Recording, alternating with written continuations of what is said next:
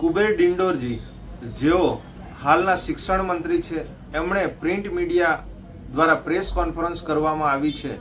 કે આદિ કર્મયોગી અભિયાન અને આંદોલન કે યુવાઓને એક તક મળશે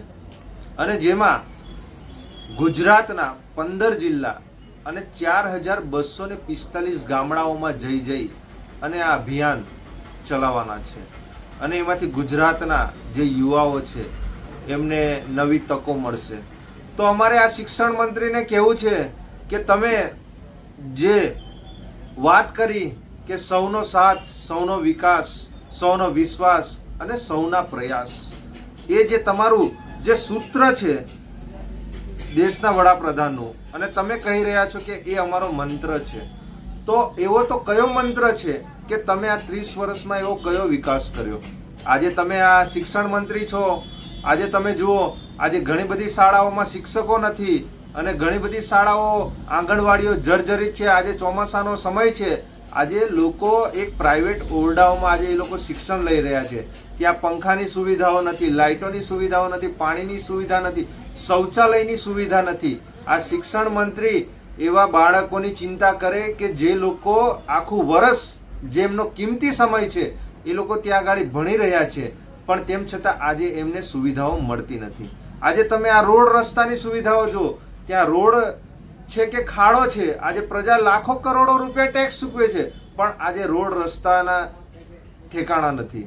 આજે આરોગ્યમાં જુઓ તમે, આજે ઘણી બધી સિવિલ હોસ્પિટલો છે પણ ત્યાં આગળ આજે ડોક્ટરો નથી, પૂરતી ટ્રીટમેન્ટ નથી મળતી, આજે ઘણા બધા લોકો ત્યાં આગળ મૃત્યુ પામે છે।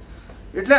આજે તમે જો શિક્ષણમાં પણ આજે ઘણા બધા યુવાઓ આજે શિક્ષિત છે પણ બેરોજગાર છે। આજે તમે લોકો પરીક્ષાઓ લો છો, લોભામણી જાહેરાતો કરો છો, પણ આજે યુવાઓને આજે યોગ્ય એમને પ્લેટફોર્મ નથી મળી રહ્યું અને આજે એ લોકો આજે શિક્ષિત બેરોજગાર છે। તો જેની પર ધ્યાન આપવાનું છે તેની પર ખરેખર શિક્ષણ મંત્રી અને જે કેન્દ્રના જે ડબલ એન્જિનની જે સરકાર કહેવાય છે, એ ગુજરાતની સરકાર હોય કે કેન્દ્રની સરકાર હોય, એ રોડ રસ્તા પર ધ્યાન આપે, આરોગ્ય પર ધ્યાન આપે, શિક્ષણ પર ધ્યાન આપે, આજે જે શિક્ષિત બેરોજગારો છે એની પર ધ્યાન આપે, ભરતીઓ કરવામાં ધ્યાન આપે, નહીતર કે આદિજાતિ કર્મયોગી અભિયાન ચાલુ કરી દીધું, બસ એમાં લોભામણી જાહેરાતો કરી દીધી, યુવાઓને તક મળશે। આ શિક્ષણ મંત્રીને કહેવા માંગીએ છીએ, તમે ગુજરાતના શિક્ષણ મંત્રી છો, અમે તમને 10 ગામડા બતાવીએ, 10 ગામડાની તમે મુલાકાત લો, શું ત્યાં ખરેખર આરોગ્યની વ્યવસ્થા છે, શિક્ષણની વ્યવસ્થા છે? આજે બાળકોને પૂરતા પ્રમાણમાં શિક્ષકો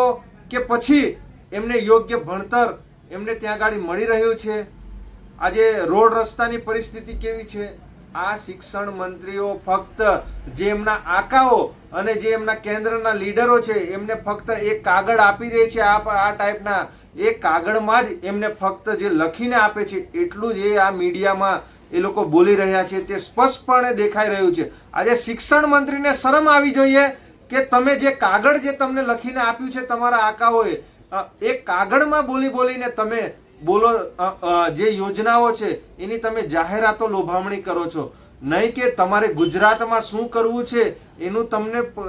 નોલેજ હોવું જોઈએ, ગુજરાતમાં શું સમસ્યા છે એ તમને ખબર હોવી જોઈએ, ગુજરાતના શું પ્રશ્નો છે એ તમને ખબર હોવી જોઈએ અને એ બાબતે તમારે પ્રેસ કોન્ફરન્સ કરવી જોઈએ, નહીં કે તમારે આકાઓ જે તમને લખીને આપે બસ એટલું જ તમારે તેને ગોથીને બોલવામાં આવે। અમારે શિક્ષણ મંત્રીને અહીંયા ગાડી અમે ચેલેન્જ કરીએ છીએ કે